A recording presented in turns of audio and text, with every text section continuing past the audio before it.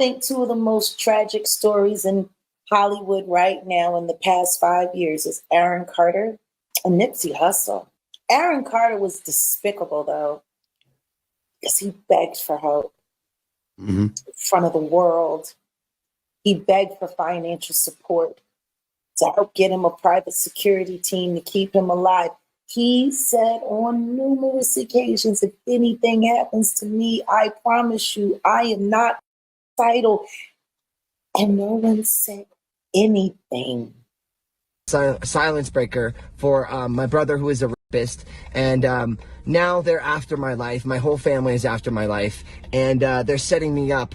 And Sony Records owes me $3.5 million, and they don't want to pay me, and it would be in their better interest, just like Michael told me. And Brad Paisley, who sued Sony Records for $10 million, they owe me money, and they're trying to me off.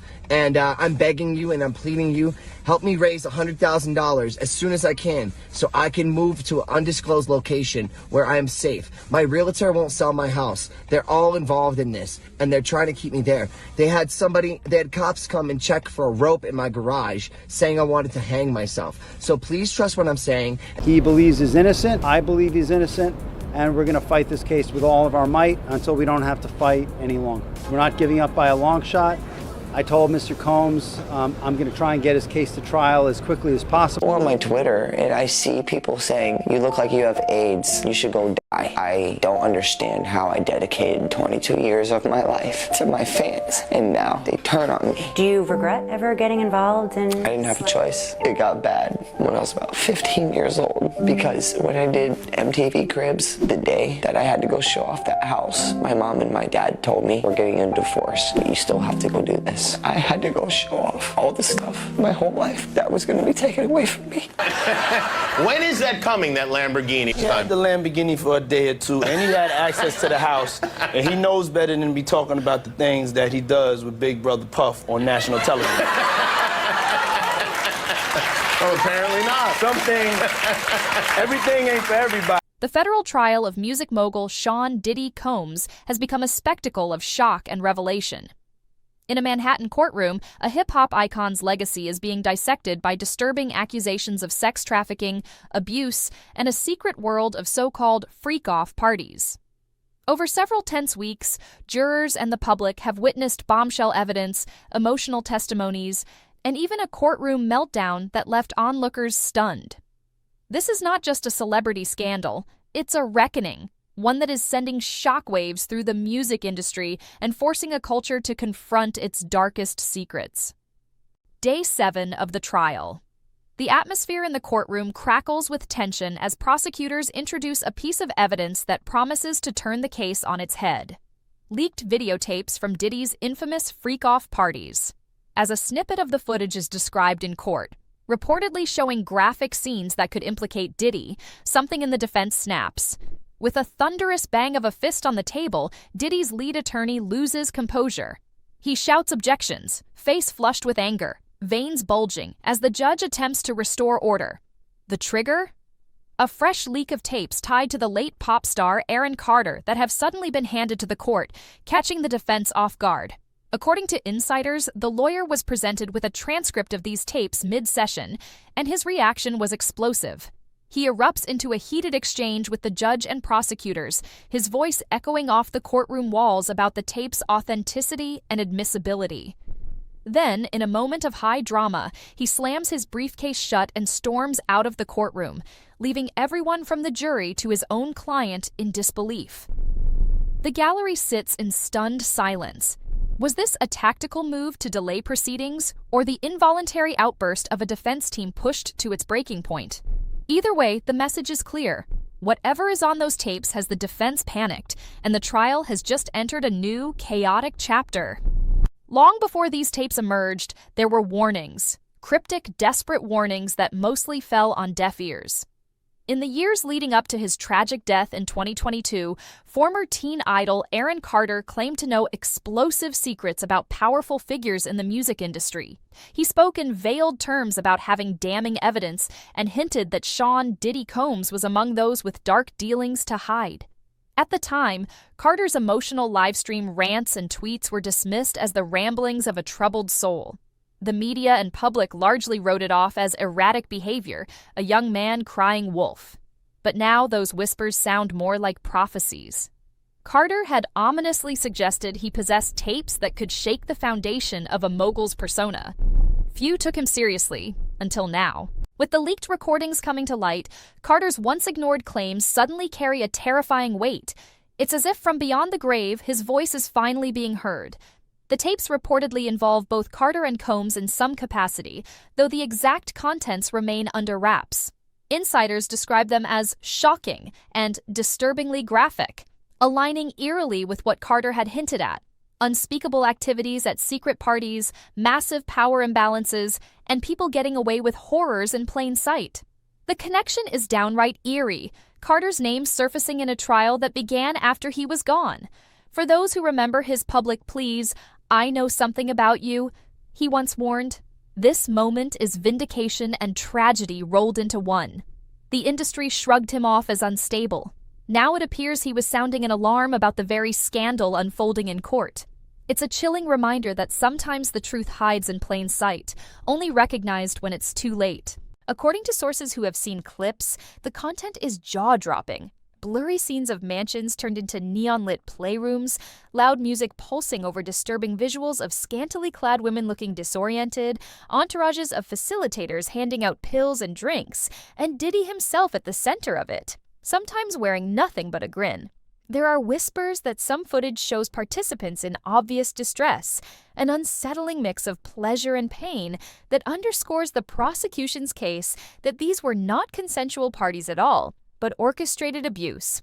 One insider privy to the tapes called them the ultimate incrimination, a peek behind the curtain of celebrity debauchery. Even the defense, which has maintained these encounters were among fully consenting adults, seemed rattled once the tapes surfaced. The very existence of these videos is a nightmare for the Combs camp. Hard evidence that can be replayed frame by frame, showing things no PR spin can explain away. It's the kind of evidence that makes jurors' eyes widen and stomachs turn. And beyond the courtroom, the rumored involvement of other high-profile figures in these videos has Hollywood bracing itself. Because if those faces are recognized, this trial's shockwave could widen dramatically. While the tapes provide a lurid backdrop, the human testimony in this trial has been just as damning and heartbreaking.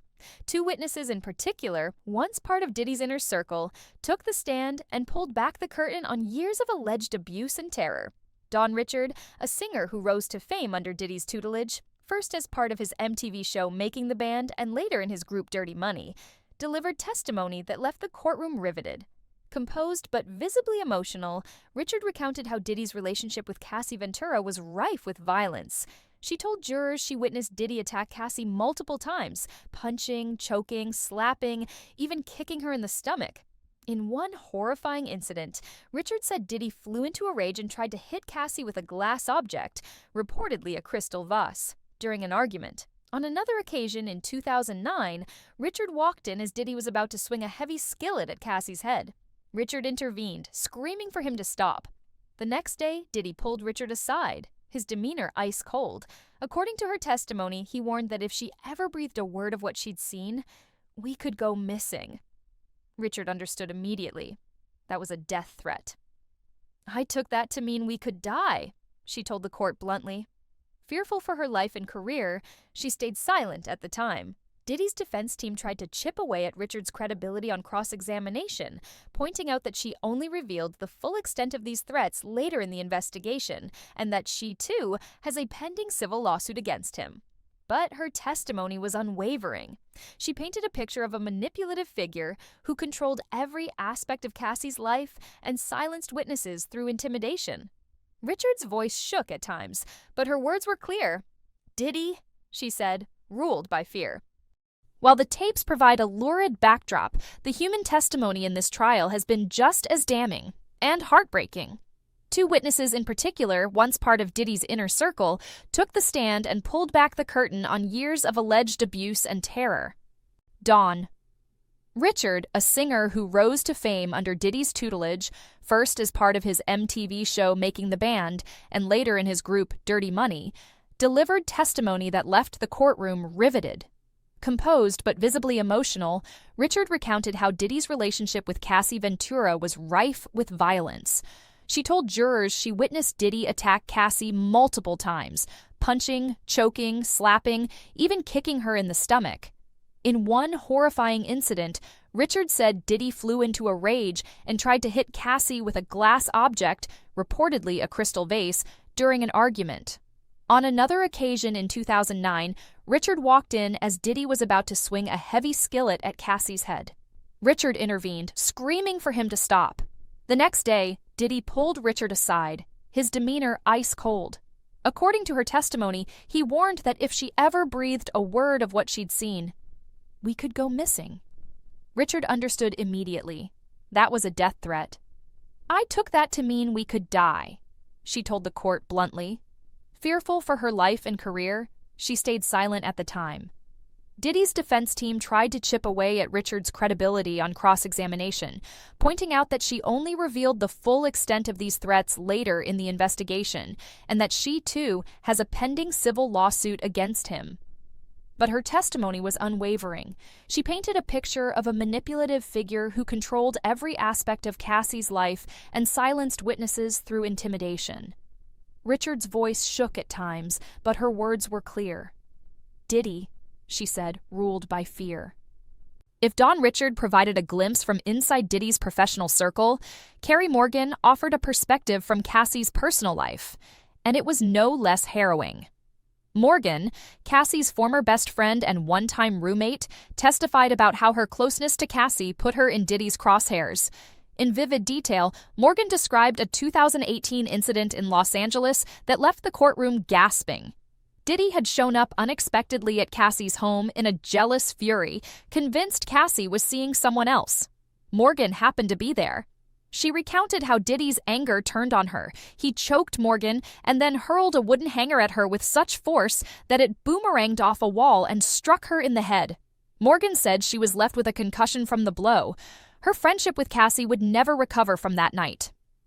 Tearfully, Morgan explained that she urged Cassie to go to the police and leave Diddy for good, but Cassie was paralyzed by fear. Fear of losing the lifestyle and resources Diddy provided, fear of retaliation, fear that no one would believe her. In a twist almost too painful to believe, Morgan revealed that instead of cutting ties with Diddy, Cassie cut ties with her. Diddy, she said, paid Morgan $30,000 in hush money after the assault in exchange for signing an NDA and staying silent. Cassie, deep under Diddy's influence at the time, accused her own best friend of exaggerating the attack and milking it for a payout. That betrayal ended a 17-year friendship.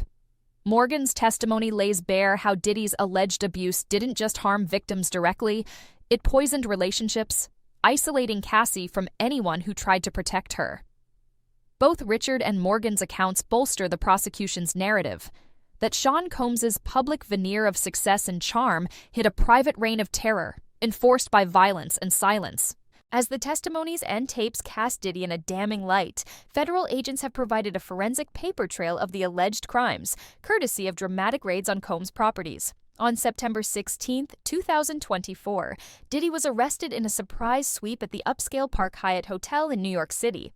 Authorities who took him into custody that day were in for a shock of their own when they searched his luxury suite. Photos presented in court show the scene, a lavish room stocked like a den of depravity. Agents uncovered a stash of Johnson's baby oil, not just one bottle, but an entire plastic bag filled with bottles of baby oil, with even more bottles and lubricant lined up around the bathroom tub. Investigators also seized a hard drive and a peculiar mood lighting device that had been set up in the living room, casting a sultry glow, as if the suite were prepped for one of Diddy's private parties. In the nightstand drawers, they found drugs, pills and powders in plastic bags, including one pink crystalline substance that tested positive for ketamine and another mixture of MDMA, ecstasy, and ketamine. A bottle of prescription sedatives, clonazepam, turned up in a Louis Vuitton bag, notably prescribed under one of Combs' known aliases, Frank Black, presumably to disguise his identity. And on a chair by the bed hung a fanny pack with $9,000 in fresh hundreds. It was as if the curtain was pulled back on Diddy's private toolkit for his freak-offs: sedatives, party drugs, wads of cash, and endless lubricant. The imagery is lurid, but for prosecutors, it's concrete evidence corroborating the stories of coercion. They argue these supplies were used to facilitate days-long sex sessions, to lower inhibitions and ensure compliance. Combs' defense, notably, doesn't deny the items were his. Instead, they claim the drugs were for personal use by consenting adults at the parties. And that was just New York. A separate federal raid on Diddy's Miami mansion in Star Island brought its own trove of incriminating evidence. Homeland Security agent Gerard Gannon testified about the scale of that operation. 80 to 90 agents stormed the waterfront estate, even using an armored vehicle to crash through the security gate while boats patrolled the perimeter. When the dust settled, the search team cataloged a haul that sounded like the aftermath of an X-rated film shoot. They seized multiple handguns and high-capacity magazines, bags of cocaine and other narcotics, and, once again, bottles upon bottles of baby oil and personal lubricant strewn about the premises. Photos from the raid displayed items like sky-high red stilettos, size 14, suggesting they might belong to male performers in drag or transgender participants, and a trunk full of exotic costumes. Investigators also collected hard drives and camcorders, indicating that Diddy's penchant for recording his escapades extended to saving the footage, digital footprints that could contain crucial evidence of illegal acts. Each piece of seized evidence is like a puzzle piece fitting the prosecution's puzzle, establishing that Diddy meticulously prepared for his freak-offs, and that these weren't spontaneous romantic encounters but orchestrated events, more seen than seduction. The sheer volume of baby oil alone, a detail that has spawned morbid jokes in the tabloids, suggests an extreme, almost compulsive aspect to these alleged sex marathons. It's a detail both absurd and grotesque, underscoring how far removed this all is from any notion of normal, consensual intimacy.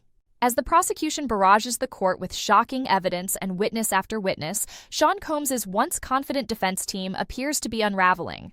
The lawyers' angry walkout over the leaked tapes was the most public sign of strain, but even in their day-to-day demeanor, observers note the defense attorneys looking increasingly beleaguered, hurried whispers at the bench, exasperated expressions, and, at times, an almost defeated slump in their shoulders as yet another damaging headline breaks. It's a far cry from the trial's start, when Diddy's high-powered legal team vowed to vigorously fight what they called a gross exaggeration of consensual relationships.